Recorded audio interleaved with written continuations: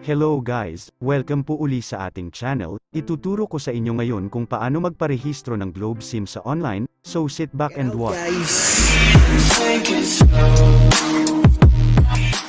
So guys, ang una natin gagawin ay punta tayo sa Chrome or any browser.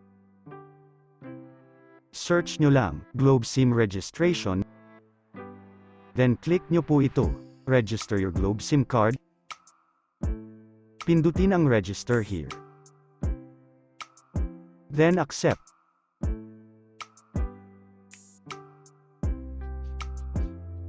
Tapos ilagay ang 10 digits mobile number.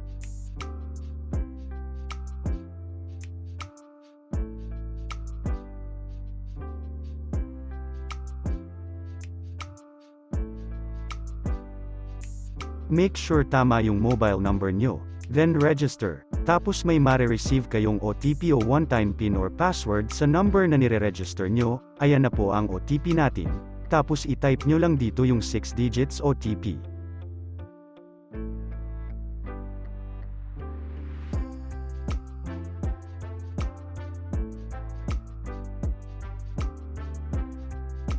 Then ilagay ang pangalan,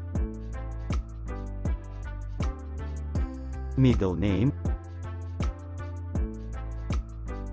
apelyido, araw ng kapanganakan,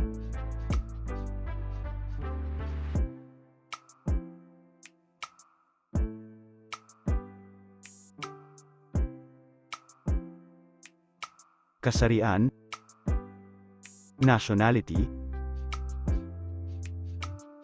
business type o uri ng hanap buhay. Then dito, ilagay ang buong address.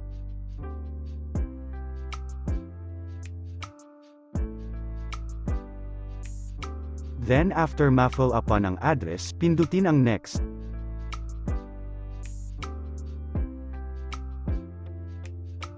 ID type, pumili dito ng mayroon kayo. In my case, driver's license ang pinili ko. Tapos ilagay ang ID card number.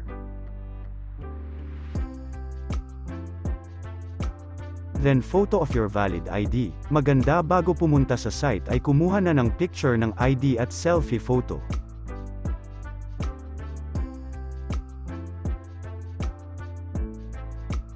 Isunod ang selfie photo.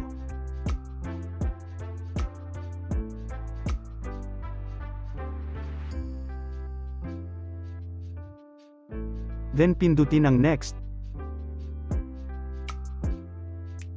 Tapos dito i-check ang tatlong box. Then submit.